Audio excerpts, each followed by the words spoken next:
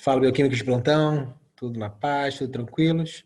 Vamos falar um pouquinho de ciclo de Krebs. Muita gente aí falando, exemplificando, mostrando, mas vamos usar um pouquinho de prática e teoria e o papel do Krebs no nosso organismo, trazer essa informação com a bioquímica, sendo a base, aqui bioquímica com bioquímico. Vamos trabalhar um pouquinho, entender um pouquinho mais deste bom e velho ciclo de Krebs, que é imprescindível à nossa sobrevivência. Tá bom, gente? Vamos lá. Bom, cara, aqui está uma das grandes informações que a gente tem do ciclo de Krebs e por isso da sua importância. Ele é um processo que nós chamamos de anfibólico, né? Ele pode ter ações anabólicas, catabólicas, de síntese, de degradação. Então, ele é muito dinâmico, vamos dizer assim, né? Deixa eu botar aqui o meu super pointer. Então, você vê que você tem, né, aqui os carboidratos, as gorduras, as proteínas sendo catabolizadas para gerar acetil-CoA e aí fazer o ciclo de Krebs. Ou ainda, né, a entrada para gerar processos de síntese. Então, por isso que é chamado de anfibólico. Ele tem essas duas vertentes. Ele é extremamente valioso por causa disso. Então, a função dele não é apenas, unicamente, gerar ATP. Ele tem milhares, dezenas de outras funções. Por esse motivo, que quando a gente tem um desequilíbrio desse ciclo de Krebs, como, por exemplo, a dieta cetogênica gera esse desequilíbrio, tirando o oxalacetato, aumentando a acetil-CoA por outras vias, eu fico um pouco preocupado com a venda desse tipo de informação à luz da bioquímica. Então, primeira informação valiosa é essa ação. E você que está me vendo me assistindo agora, você pode estar tendo uma ação anabólica e catabólica ao mesmo tempo. Então, e esse ciclo de Krebs não é um grande ciclo no centro do seu organismo, né? Tem trilhões deles espalhados em trilhões de células do seu organismo. Beleza? Vamos seguindo adiante, vamos lá. Cara, qual a importância desse cara aqui? 2/3 da ATP que a gente produz acontece dentro dele, que é dentro das mitocôndrias. Então, toda a nossa respiração celular, né, que vem o metabolismo de nutrientes, ciclo de Krebs, cadeia transportadora e depois a fosforilação oxidativa, né, te garante quase 70% de toda a nossa produção energética. E ele garante isso com a sua eficiência metabólica, né, a partir da oxidação desses combustíveis, aminoácidos, ácidos graxos, glicose, principalmente esses três. Então, ter este ciclo de forma estável e de forma eficiente, bom, tá mostrando, os dados não nos deixam mentir, chegaram de 70% da sua energia de sobrevivência. Então, por isso que é importante essa sua estabilidade. Então, tá ali, né? As vias de oxidação de ácidos graxos, glicose e aminoácidos, principalmente, porém, acetato e corpos cetônicos, todos geram acetil-CoA, o qual é um substrato desse ciclo, mas é importante destacar que não faz parte do ciclo propriamente dito, ele é um ponto de entrada, que ele vai colar, né, ele vai fazer uma condensação com oxalacetato para gerar citrato e iniciar o ciclo propriamente dito. Então, esse acetil-CoA é um cara importante, porque ele vem do metabolismo da glicose, das proteínas, glicose eu falei, né? Proteínas, lipídios, corpos cetônicos, todos eles em algum momento vão gerar essa molécula intermediária do ciclo para dar início ao processo propriamente dito. Então, qual é a ideia? Por que eu preciso desse cara? Conservar a energia. E essa energia ela é conservada através desses hidrogênios, né? Porque você tem transportadores importantes, o NAD e o FAD, que, aliás, são vitaminas do complexo B. São dependentes de vitaminas do complexo B, niacina e a riboflavina. Então, quando você tem o NAD e o FAD, você tem o NADH e o FADH2. Então, você conserva essa energia do hidrogênio e aí você consegue jogar lá na cadeia transportadora de elétrons. Vamos dizer que a principal função do ciclo de Krebs é essa, conservar a energia da oxidação, qual é assegurada pela transferência de elétrons. Esse H+, do ciclo para NAD e FAD, que se transforma em NADH, FADH2, e aí vai para a cadeia transportadora de elétrons. Então, esses 8 elétrons doados por uma única molécula de acetil-CoA, eventualmente, terminam em 3 moléculas de NADH e uma de FADH2. Ou seja, nós temos 4 moléculas aqui. Por que isso? Porque a gente vai ver na imagem do ciclo que esses hidrogênios são retirados através de 4 desidrogenases. São 4 enzimas que têm essa função de desidrogenase, ou seja, retirar esses hidrogênios, colar no NAD ou no FAD e jogar para a cadeia transportadora de elétrons. E aí está a colinha ali embaixo.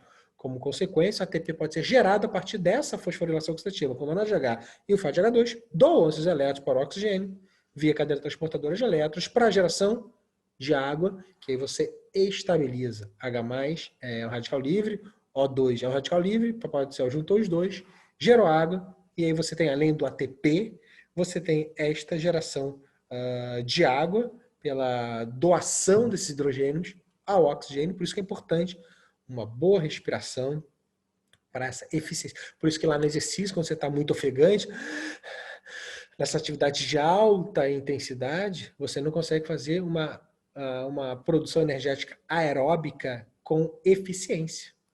A bioquímica te mostra isso, porque eu preciso que esse hidrogênio seja doado para colar, vamos dizer assim, brincando com as palavras, com o oxigênio para gerar água. Então, se esse oxigênio está entrando de forma instável pela sua respiração ofegante, ou respiração pela boca, uma respiração ineficiente, né, pelo seu suprimento de oxigênio prejudicado, né, por exemplo, competições na altitude, a hipóxia, que tanto se discute, por que tipo de rendimento energético? Devido a esse problema de que você está tendo menor disponibilidade de oxigênio, então está sobrando esses hidrogênios aí no meio, e aí esses hidrogênios são radicais livres, são tóxicos em excesso, e aí o organismo desvia a rota para glicólise anaeróbica, sai das textos aeróbicas, e claro, né, lactato, rendimento baixo, 2, 3 ATPs, e aí você tem um prejuízo na sua produção energética. Por isso que se discute muito lá quando os times de futebol do Brasil vão jogar Libertadores em 4.000 metros de altitude. Então lá eles jogam contra 11 jogadores e mais contra essa altimetria extremamente agressiva, né? Quantos jogadores já viram lá usando bomba de oxigênio, passando mal, porque realmente é muito, para quem não tem o organismo adaptado para isso, que não mora naquela região, realmente extremamente desgastante e prejudica claramente a produção de energia, porque você não tem oxigênio para receber os elétrons do NADH e do FADH2. Então, repetindo, sobra os H+, e isso é radical livre, gera disfunção do ciclo de Krebs. Então, está aqui, né, as fontes de acetil-CoA, mais uma vez, está lá, principalmente glicose, ácidos graxos, corpos cetônicos, claro, aminoácidos, e o acetato aqui, gerando, então, o bom e velho ciclo de Krebs. São 8 intermediários, eles estão aqui. As desidrogenases estão aqui. Vou mostrar depois uma imagem bonitinha, mas a saída está aqui, né? Uma desidrogenase, a segunda, a terceira e a quarta desidrogenase está lá, né? Isocitrato desidrogenase, malato desidrogenase, alfa-cetoglutarato desidrogenase, são as enzimas que fazem essa retirada do hidrogênio. Porém, nesse slide, que eu quero chamar a atenção é isso aqui. 5 fatores para sua produção, deles 4 são vitaminas. Então, niacina, como eu falei, riboflavina, mas o pantetonato para o coado acetil, tiamina, biotina, magnésio, cálcio, ferro, fosfato para ATP. Você precisa de micronutrientes para uma boa eficiência metabólica do ciclo de Krebs. Então, não pensem apenas em carboidratos, proteínas e lipídios, pensem em micronutrientes. E eu vendo sempre a ideia que nossas principais fontes de antioxidantes ou de micronutrientes são os carboidratos, as frutas, as hortaliças, né? Então, quando a gente fala de cetogênica, quando fala de parar de comer, de jejuar, você também está diminuindo a fonte de micronutrientes, a fonte... perdão, vamos de novo aqui, abrindo. A fonte de antioxidantes, cadê o meu? Tá aqui. Deu um peripaque aqui, mas vamos que vamos. A fonte de antioxidantes, seguindo a nossa fala, você está diminuindo essa oferta no organismo. Então, pensem com carinho quando faz uma gestão severa desses carboidratos. Pensem muito carinhosamente, isso realmente é fisiológico, isso realmente lhe dá longevidade funcional. Tá aqui o cara, né? Então tá lá, ó, é que eu falei para vocês, tá aqui, ó. Isocitrato, desidrogenase, alfa-cetoglutarato, desidrogenase, succinato e malato desidrogenase. São as 4 desidrogenases que retiram os hidrogênios para serem carinhosamente enviados para a cadeia transportadora de elétrons e a redução em água e lá na fosforilação oxidativa a geração de ATP.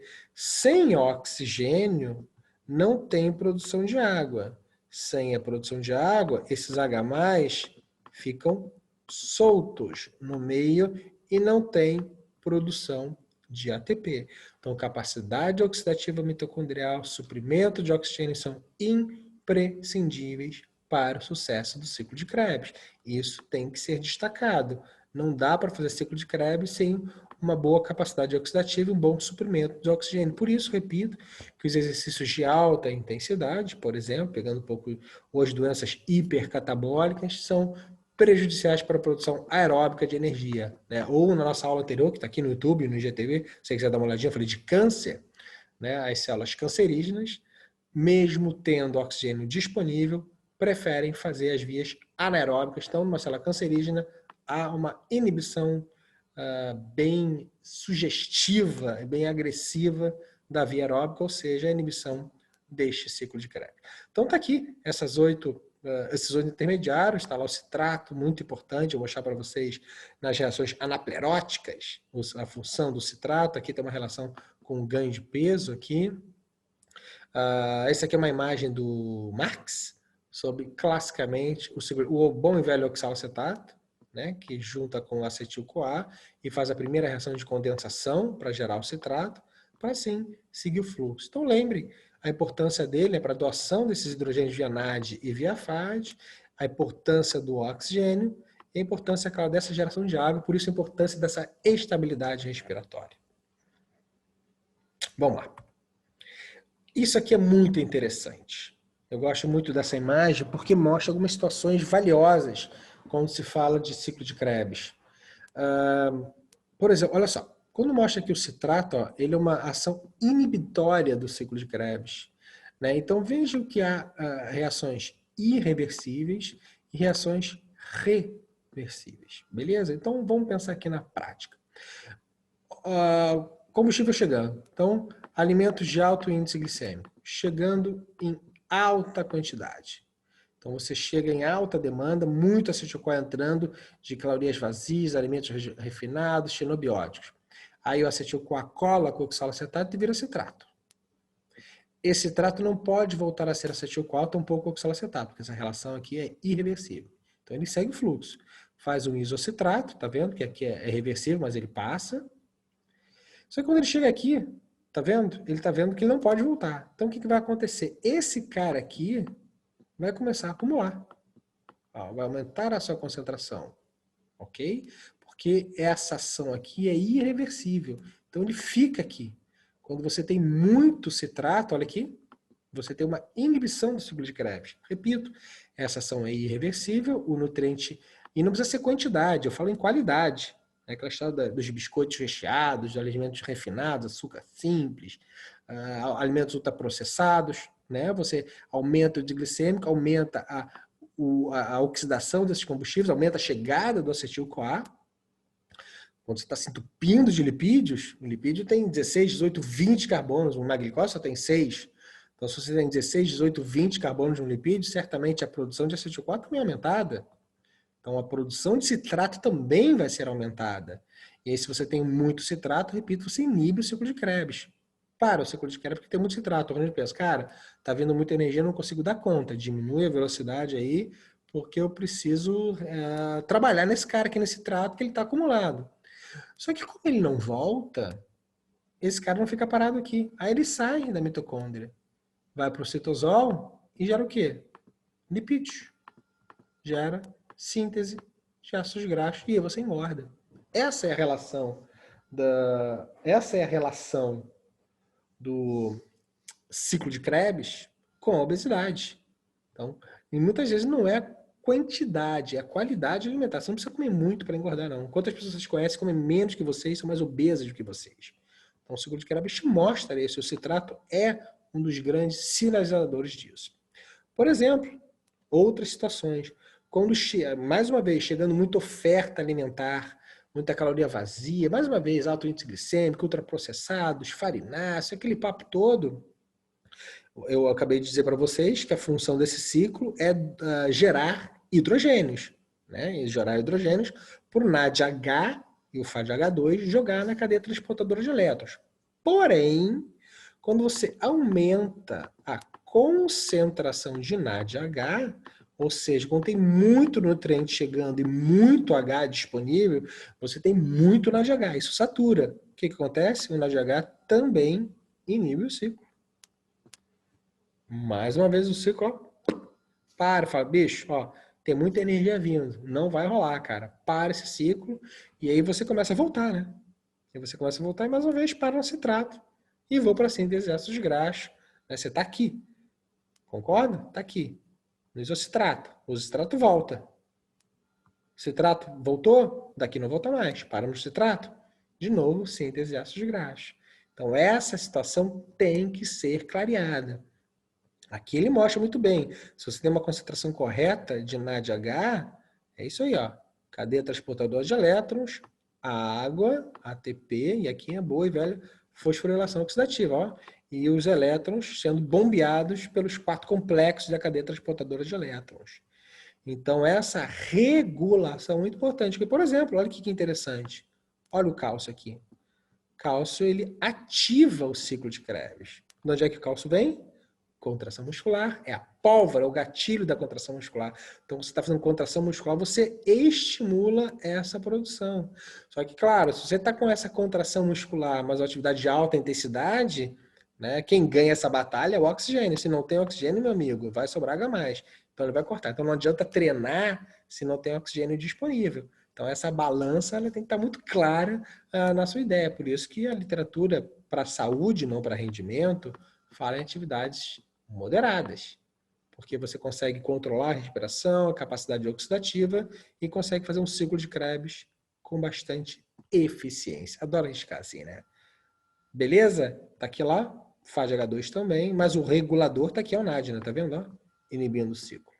Certíssimo? Então, let's go. Por que acham, então, que o ciclo de Krebs ele é tão complexo? Porque tá aqui, eu acabei de falar para vocês. Tá aqui, ó. Acetil-CoA, citrato. Se tem excesso de citrato, síntese de ácidos graxos. Agora, dependendo do tecido que eu estiver discutindo, isso é uma vantagem, né? Eu posso desviar o alfa-cetoglutarato para síntese de aminoácidos. Eu posso desviar o alfa-cetoglutarato para os neurotransmissores do cérebro. Eu posso desviar o succinil-CoA para síntese de células M. Eu posso desviar o malato para gliconeogênese, oxalacetato também para síntese de ácidos graxos.